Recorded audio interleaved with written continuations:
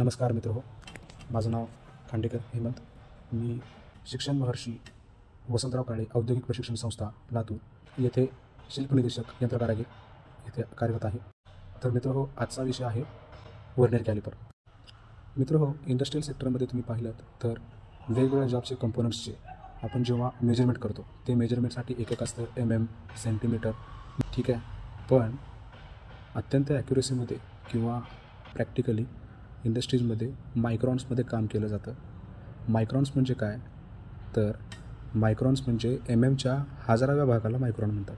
मग ह्या मायक्रॉनला कसं मेजर केलं जातं हे तर आपल्या साध्या स्केलनं किंवा स्टील रूलनं अशा मेजरिंग इन्स्ट्रुमेंटनं ते आपल्याला शक्य नाही आहे. मग त्यासाठी मग हे वेगळं इन्स्ट्रुमेंट वापरावं जे लागणार आहे आपल्याला ते आहे व्हर्नियर कॅलिपर. त्याचबरोबर आउटसाईड मायक्रोमीटर देखील वापरलं जातं. पण आता सध्या आपण फोकस करूया व्हर्नियर कॅलिपरवर, ठीक आहे. तर चला तर मग बघूया व्हर्नियर कॅलिपर म्हणजे काय काय असतं. व्हर्नियर कॅलिपरचं वर्किंग प्रिन्सिपल जे तत्व आहे ते जर बघायला गेलं तर दोन ज्या मेजरिंग रूल्स असतात त्या एकमेकांवर स्लाईड होतात आणि त्या स्लाईड झालेल्या ज्या पट्ट्या होत असतात त्यातील जे काही डिव्हिजन्स असतात ते डिव्हिजन कुठे इंटरसेक्ट होतात म्हणजे की कुठे छेदतात हे यावरून आपण डायमेन्शन मेजर करतो. तर तुम्ही आकृतीत पाहू शकता की 2 स्केल असतात. 2 स्केलमध्ये जे काही डिव्हिजन ते तर रेषा तुम्हाला छेदलेल्या दिसू शकतील. जेव्हा जी रेष तिथे छेदली जाते त्या रेषचं आपण मेजरमेंट करतो, ठीक आहे. हे कसं होतं, काय होतं, आपण नेक्स्ट पुढे बघूया. व्हर्नियर कॅलिपर एक अचूक मोजण्याचे साधन आहे जे लांबी, व्यास, खोली यांसारखे परिमाण उच्च अचूकतेने मोजण्यासाठी वापरले जाते. मग आपण आत्ताच डिस्कस केलं की उच्च ॲक्युरेसी म्हणजे कसं, आपण MM पेक्षा पण खाली जातो मेजरमेंटसाठी. इन द सेन्स मायक्रॉनमध्ये आपण मेजर केलं जातं, ठीक आहे. मायक्रॉनमधली मापं आपण व्हर्नियर कॅलिपरने घेऊ शकतो, पण त्याला पण काही लिमिट आहेत. ते काय आहेत ते आता आपण नंतर बघूया, ठीक आहे. तर व्हर्नियर कॅलिपरची आपण रचना बघूया पहिला. तर याचं कन्स्ट्रक्शन किंवा याची रचना म्हणजे अशी असते की एक मेन स्केल असते आणि दुसरी असते व्हर्नियर स्केल. आता तुम्ही आकृतीमध्ये पाहू शकता, इथे एक मस्तपैकी लेबल डायग्राम दिसते आपल्याला, ठीक आहे. तर इथं हा जो आपल्याला तो मी आता बोललं की व्हर्नियरमध्ये 2 महत्त्वाच्या स्केल असतात, एक म्हणजे मेन स्केल, दुसरी म्हणजे व्हर्नियर स्केल. मग ही जी मेन स्केल असते ह्या मेन स्केलवर MM मध्ये रिडिंग्स असतात. जे काही ग्रॅज्युएशन्स असतात ते MM मध्ये असतात. आणि त्याचबरोबर व्हर्नियर स्केल ही जी स्केल असते ही स्केल तुम्ही इथं पाहू शकता डायग्राममध्ये, ही मेन स्केलवर स्लाईड होत असते, ठीक आहे. आता जो आपण जॉब मेजर करणार आहे, ज्या जॉबचं लेंथ असो किंवा डेप्थ असो किंवा जे डायमीटर असो, जे काही पॅरामीटर आपण मेजर करणार आहे जॉब हा 2 जॉजमध्ये क्लॅम्प केला जातो, 2 जॉजमध्ये पकडला जातो. तर ह्यामध्ये 2 जॉज कोणते तर एक असतो फिक्स्ड जॉ आणि दुसरा असतो मूवेबल जॉ. मग ह्या 2 जॉजचे पण 2 प्रकार पडतात, एक म्हणजे इंटरनल जॉज आणि दुसरं असतं एक्सटर्नल जॉज. आता इंटरनल जॉज नावाप्रमाणेच हे जॉबच्या आतील मापे मोजण्यासाठी ह्याचा वापर केला जातो. त्याचबरोबर दुसरं आहे ते एक्सटर्नल जॉजमध्ये आपण बघू शकता की जे जॉबचे बाहेरील माप आहेत म्हणजे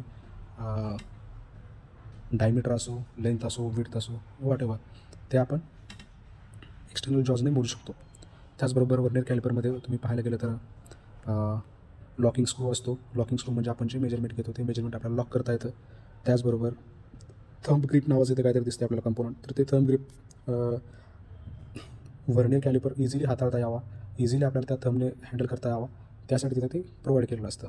त्याचबरोबर इथं फाईन ॲडजस्टमेंटचा स्क्रू दिसतो.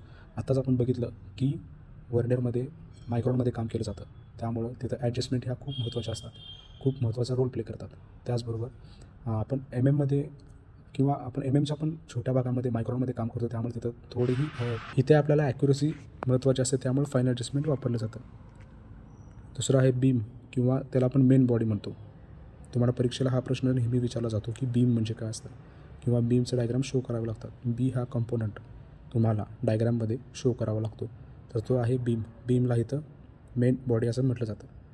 आता काही वेळापूर्वी आपण डिस्कस केलं होतं की तो जो व्हर्नियर कॅलिपर डेप्थ मेजर करण्यासाठी देखील वापरला जातो. व्हर्नियरमुळे जी काही जॉबची खोली असते ती मोजण्यासाठी आपल्याला इथे एक अरेंजमेंट असते, त्याचं नाव असतं डेप्थ बार. जेव्हा आपण व्हर्नियर स्लाईड अथवा व्हर्नियर स्केल जेव्हा आपण मूव्ह करतो त्याचबरोबर तिथे डेप्थ बारची पण मुवमेंट होते. त्या डेप्थ बारचा उपयोग करून आपण जॉबची डेप्थ मोजता येते, ठीक आहे. तर हे काही पार्ट्स आहेत. तर आताच आपण डिस्कस केली माहिती. मेन स्केलमध्ये फिक्स्ड स्केल असते, त्याचबरोबर आता आपण पाहिलं होतं मेन स्केलमध्ये फिक्स्ड स्केल असते. व्हर्नियर स्केलमध्ये काय असतं तर एक स्लायडिंग स्केल असते, प्रोव्हाइड ॲडिशनल प्रिसिजन. त्याचबरोबर fixed scale stationary part that grips the object. त्याचबरोबर लॉकिंग स्क्रू वगैरे हे आता आपण बघितलं त्यासाठी असतं. आता आपण बघूया व्हर्नियर स्केलचे यूजेस काय काय आहेत. व्हर्नियर कॅलिपरचे यूजेस तर आत्ताच आपण पाहिलं की इंटरनल डायमीटर किंवा एक्सटर्नल डायमीटर किंवा आणि कोणतं बघितलं डेप्थ मेजर करण्यासाठी देखील व्हर्नियर कॅलिपर हा वापरला जातो. मेजरिंग डायमेन्शन किंवा मेजरिंग स्टेप डायमेन्शन्सच्या स्टेप्सच्या काही डायमेन्शन्स आहेत त्या मोजण्यासाठी देखील व्हर्नियर कॅलिपर वापरला जातो. ठीक आहे, अत्यंत सोपा आहे यूज करण्यासाठी व्हर्नियर कॅलिपर. त्याचबरोबर व्हर्नियर कॅलिपरचं जे मटेरियल असतं ते स्टेनलेस स्टील असतं. ठीक आहे, तर व्हर्नियर कॅलिपरची थोडक्यात माहिती आपण बघितली. त्याचबरोबर अत्यंत महत्त्वाचा मुद्दा म्हणजे व्हर्नियर कॅलिपरचा लिस्ट काउंट. तर लिस्ट काउंट म्हणजे काय की मिनिमम त्या इन्स्ट्रुमेंटनं मिनिमम मोजलं जाणारं माप. मग व्हर्नियर कॅलिपरच्या